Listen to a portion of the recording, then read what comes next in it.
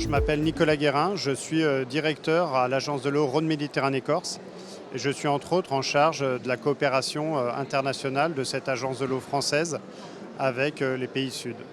Les agences de l'eau se sont organisées pour territorialiser leur champ d'intervention dans le monde.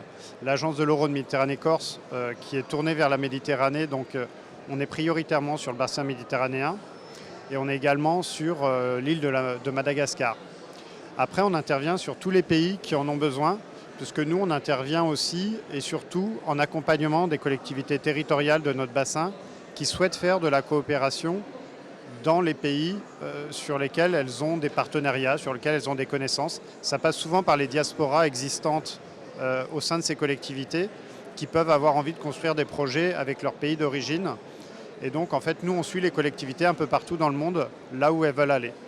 Alors, on est présent parce qu'on a une activité de coopération, l'agence de l'eau Rhône-Méditerranée comme les autres agences de l'eau françaises. Et le fait que ce forum se tienne en Afrique subsaharienne est pour nous un événement important, tout comme le sujet qui est l'eau durable pour tous, qui est vraiment un sujet qu'on porte au travers de nos actions. Donc c'est un moment important pour nous pour présenter ça et qu'il y ait de l'information qui soit diffusée dans le monde sur le sujet. Et on soutient fortement donc, cette initiative. Et c'est aussi l'occasion pour nous de rencontrer des acteurs d'autres pays et de nouer de nouveaux liens, de nouveaux partenariats avec ces acteurs. On fait beaucoup de mise en réseau avec différents partenaires. Donc c'est l'occasion, nous, de rencontrer des nouveaux partenaires, mais c'est aussi l'occasion pour nous de se faire rencontrer des partenaires entre eux et de nouveaux contacts entre plusieurs partenaires pour essayer de monter des projets avec des dynamiques collectives entre différents partenaires. Alors on espère qu'on contribue au développement, puisque c'est quand même pour ça qu'on intervient. L'exemple qu'on a ici au Sénégal avec l'OMVS, on voit que la structuration d'une structure interétatique qui réunit des pays comme le Sénégal, la Mauritanie, le Mali, et j'ai plus l'autre, c'est important parce que ça a été un vrai facteur de paix. On entend souvent dire que s'il y a des guerres qui vont se déclencher dans le monde, il y aurait des guerres qui se déclencheraient dans le monde à cause de tensions sur le partage des ressources en eau.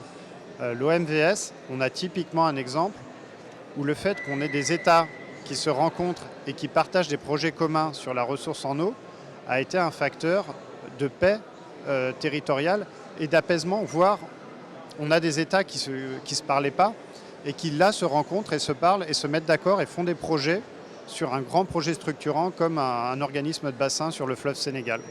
Et donc pour moi là on est vraiment dans un facteur de paix, de communication, d'apprendre à se connaître, de partager les besoins, de partager la ressource. Et ça c'est vraiment des valeurs qu'on porte, nous agence de l'eau, mais aussi les différents acteurs français. Ce qui nous semble important en tant que structure de bassin, c'est vraiment la gouvernance de l'eau à l'échelle des bassins. C'est vraiment quelque chose qu'on essaye de porter et qu'on essaye de mettre en place dans les pays avec qui on travaille. Je parlais tout à l'heure de l'OMVS, l'organisation de mise en valeur du fleuve Sénégal. On est typiquement sur une gestion qui montre toute l'importance de cette gestion avec tous les acteurs sur un périmètre défini qui est le bassin versant, puisque c'est le périmètre de gestion des ressources en eau. Donc moi le message c'est vraiment la gestion par bassin versant, de réunir les différents acteurs qui se posent des questions sur la gestion de l'eau et qui ont besoin d'eau, les acteurs économiques, les élus, les collectivités et les acteurs non économiques pour que tout le monde se parle et que les besoins de tout le monde soient pris en considération dans la gestion de l'eau le plus durablement possible.